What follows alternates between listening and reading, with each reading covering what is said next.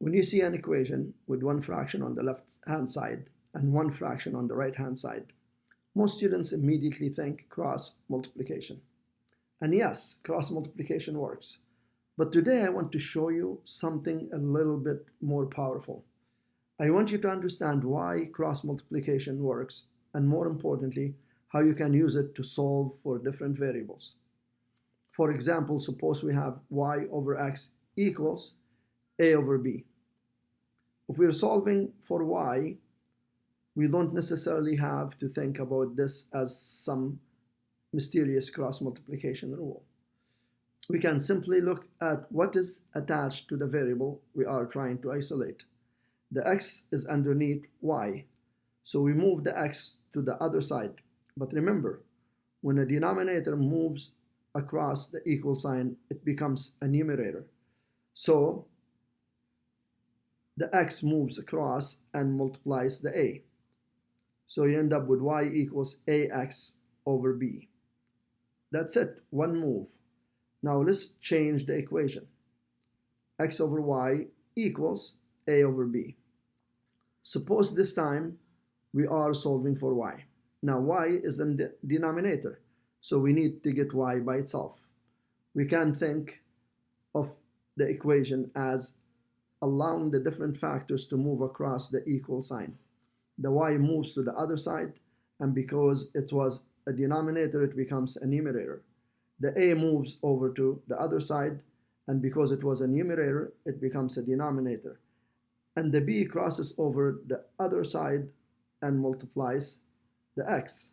So all in one step, y equals bx over a. Notice something important here. You are not required to move everything. You can move one thing, you can move two things, you can move three things simultaneously. It all depends on what you're trying to solve for. That's the big idea I want you to understand. Instead of memorizing, always cross multiply this number with that number, look at the equation and ask yourself, what do I need to move in order to get the variable I am solving for by itself? And here is the most important rule. If a factor moves across the equal sign, its position changes. A numerator becomes a denominator, and a denominator becomes a numerator. And a factor that crosses over gets multiplied with whatever is already on that side. And here we have another question. It's x over y equals a over b. The same idea. You just move b to the x and you get xb over y equals a. And here is another one, x over y equals a over b. And we want to solve for b this time. Same thing. B and x, they exchange places. And then y gets multiplied into the a. And you end up with b equals ay over x. And now let's finish with something a little more interesting. We have 6 over 2x minus 1 equals 2/3. And let's say we're solving for x. Instead of automatically drawing an x and multiplying everything, let's use the idea we've been talking about. Look at the denominator on the left. It's 2x minus 1. That's the entire denominator. And because we are solving for x, we want to get 2x minus 1 out of the denominator. So we are going to move 2x minus 1 across the equal sign. Because it was a denominator, when it moves to the other side, it becomes a numerator.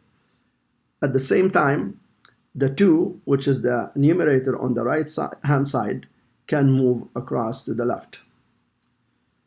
And because it's a numerator, it becomes a denominator. The 3 crosses over and multiplies the 6.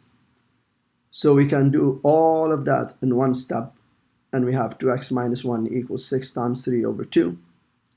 Now we have 2x equals 9. We're almost finished. Adds 1 to both sides, we get 2x equals 10, and divide by 2. So our answer is x equals 5. And notice what we just did. We didn't have to memorize a complicated procedure. We looked at what we're solving for, decided what needs to move, and moved the factors across the equal sign.